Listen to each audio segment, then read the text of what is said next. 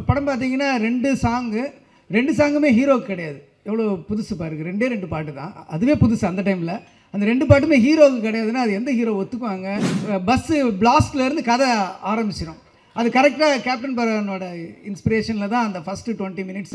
நான் ஒரு ஷோவில் வந்து லிட்டரலாக என்னன்னு 36 இடத்துல கிளாப்ஸு டயலாக் மட்டுமே இருந்துச்சு. என்னுடைய திருமணத்தை அவர் நடத்தி வச்சாருன்னு நினைக்கும் போது அதுவும் எனக்கு ஆச்சரியமாக இருக்குது. இங்கிலீஷ் படம் மாதிரி அந்த டைமுக்கு அந்த ட்ரெயினில் ஒரு ஃபைட் ஒரு ஷாட் மட்டும் வந்திருக்கும். அதை பார்த்தீங்கன்னா உங்களுக்கு அவ்வளோ ஆச்சரியமாக இருக்கும். வாழ்த்துறை வழங்க வருபவர் திரு ஆர்.கே. செல்வமணி அவர்களுக்கு மிகவும் பிடித்த இயக்குனர், மக்களாட்சி திரைப்படத்தில் உதவியாளராக பணியாற்றியவர், கலைமணி அவர்களின் வசனங்களை பிரதி எடுக்கும் உதவியாளராக பணியாற்றியவர், உலக தமிழ் சினிமாவின் ஒப்பற்ற இயக்குனர், தமிழ், தெலுங்கு, ஹிந்தி என 3 மொழிகளில் சூப்பர் ஸ்டார் ரஜினிகாந்த் அவர்கள், சூப்பர் ஸ்டார் சிரஞ்சீவி அவர்கள், சூப்பர் ஸ்டார் அமீர் கான் அவர்கள், அல்டிமேட் ஸ்டார் திரு அஜித் அவர்கள், இளைய தளபதி விஜய் அவர்கள் ஆகியோரை வைத்து மிக பிரம்மாண்டமான கதையம்சமுடன் கூடிய பல வெற்றி படங்களை எழுதி இயக்கியவர்.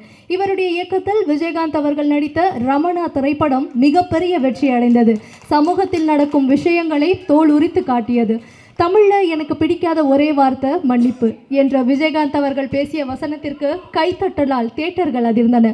தமிழ் திரையுலகிற்கு பெருமை சேர்க்கும் எழுத்தாளர், இயக்குனர், தயாரிப்பாளர், இயக்குனர்கள் சங்கத்திற்கு பல உதவிகளை செய்த நல்ல மனம் படைத்தவர். தற்போது இவரது இயக்கத்தில் சிவகார்த்திகேயன் நடிப்பில் மதராசி திரைப்படம் வெளியாக உள்ளது. இப்படம் மாபெரும் வெற்றியடைய வாழ்த்துக்களை தெரிவித்துக் கொண்டு திரு ஏ.ஆர். முருகதாஸ் சார் அவர்களை வாழ்த்துரை வழங்க அன்புடன் அழைக்கிறோம்.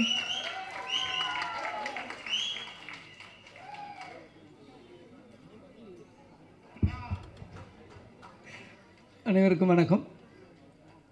கேப்டன் பிரபாகரன் படம் வந்து என்னுடைய வாழ்க்கையில் ரொம்ப நெருக்கமான படம். கிட்டத்தட்ட கள்ளக்குறிச்சி ராஜா தியேட்டரில் வந்து 100 நாள் ஓடுனுச்சு.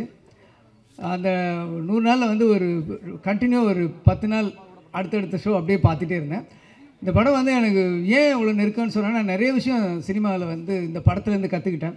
ஸ்க்ரீன் ப்ளே எப்படி இருக்கணும் அப்படிங்கிறது. நம்ம வந்து படம் பார்த்திங்கன்னா 2 சாங்குமே ஹீரோக்கு கிடையாது. எவ்வளோ புதுசு பாருங்க. 2 பாட்டு தான். அதுவே புதுசு அந்த டைமில்.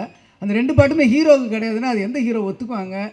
அதுவும் ஒரு அவ்வளோ பெரிய ஹிட்டு சாங்கு. கேட்டவொடனே ஐயோ நான் பாடுறேன் ஏதாவது சொல்லுவாங்கள்ல, அது வந்து ரொம்ப புதுசாக இருந்தது. அதேமாதிரி படம் ஆரம்பித்து ஒரு 19 நிமிஷத்தில் வந்து ஹீரோவே இருக்க மாட்டார். ஹீரோ இல்லாமல் ஒரு சாங்கு ஒரு ஃபைட்டு இருக்கும். இது எப்படி சாத்தியமாச்சுன்னு எனக்கு தோணுது, ஆச்சரியமாக இருந்தது. அதனால தான் என்னுடைய படங்களில் பார்த்தீங்கன்னா கரெக்டாக என்ன கேரக்டர் பில்டு பண்ணாலும் அந்த 19வது நிமிஷத்தில் கதைக்கு வந்துடுவேன். நம்ம வந்து துப்பாக்கியில் எடுத்துக்கிட்டிங்கன்னா அந்த பஸ்ஸு பிளாஸ்ட்லேருந்து கதை ஆரம்பிச்சிடும். அது கரெக்டாக கேப்டன் பரவனோட இன்ஸ்பிரேஷனில் தான் அந்த ஃபஸ்ட்டு 20 மினிட்ஸ் இருந்தது. அதே மாதிரி ஒரு ஆக்ஷன் ஃபில்மில் வில்லன் இறந்துட்ட பிறகு படம் இருக்காது. வில்லன் தான் ஹீரோவோட எனிமி, அவன் தான் கதை. வில்லன் இறந்துட்ட பிறகு படம் இருக்கவே இருக்காது. ஆனால் வில்லன் இறந்ததுக்கப்புறம் 10 நிமிஷம் படம் ஓடும். அதுதான் எனக்கு திருப்பி ரமணாவில் இன்ஸ்பிரேஷன் ஆச்சு. ரமணாவில் வில்லன் இறந்த பிறகு திருப்பி 10 நிமிஷம் இருந்துச்சு. ஏன்னா பார்ப்பாங்க அப்படின்ற ஒரு நம்பிக்கையை வந்து எனக்கு அந்த படம் கொடுத்தது. அவ்வளோ பெரிய பிரம்மாண்டம், ஒரு ஆச்சரியமான ஒரு பிரமிப்பை அந்த படம் கொடுத்துச்சு. அந்த படத்தில் வந்து லியாகத் அலி கான் சாரோட வசனம் ஆகட்டும். நான் ஒரு ஷோவில் வந்து லிட்டரலாக என்னன்னு 36 இடத்துல கிளாப்ஸு டயலாக் மட்டுமே இருந்துச்சு. ஸோ அப்படிப்பட்ட ஒரு அற்புதமான படம். அந்த படத்தை பண்ணிட்டதுக்கப்புறம் அதே கேப்டனை வச்சு நான் ஒரு டைரக்ட் பண்ணுவேன் அப்படின்றதும் எனக்கு ஒரு கனவாக இருந்தது. அதே மாதிரி என்னுடைய திருமணத்தை அவர் நடத்தி வச்சாருன்னு நினைக்கும் போது அதுவும் எனக்கு ஆச்சரியமாக இருக்குது. இன்றைக்கி நான் ஊரில் சினிமாவுக்கே வராத ஒரு ரசிகனாக அவரோட கேப்டன் பிரபாகரனை வந்து ஃப்ரண்ட் ரோவில் உட்காந்து நான் பார்த்த ஒரு ரசிகன் வந்து இன்றைக்கி ரீரிலீஸில் வந்து அந்த டைரக்டரோட பக்கத்தில் உட்காந்துருக்கேன் போது எனக்கு இதுவே கனவு மாதிரி தான் இருக்குது. ரொம்ப நன்றி சார் எங்கெல்லாம் கூப்பிட்டது. இப்படி ஒரு அற்புதமான படத்தை கொடுத்துருக்கீங்க. கண்டிப்பாக இந்த ஜெனரேஷன் ஆடியன்ஸ் வந்து ஒரு படத்தை பாருங்கள்.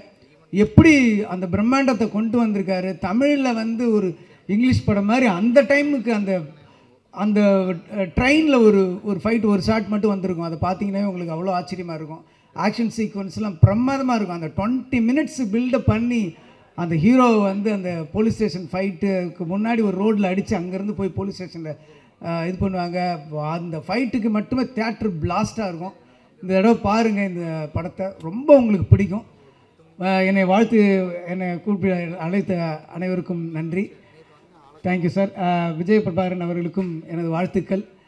நீங்களும் பிரபாகரன் அந்த கேப்டன் பெயர் போல புகழ் உச்சியை அடைய வேண்டும் என்ற வாழ்த்தி விடைபெறுகிறேன். நன்றி, வணக்கம்.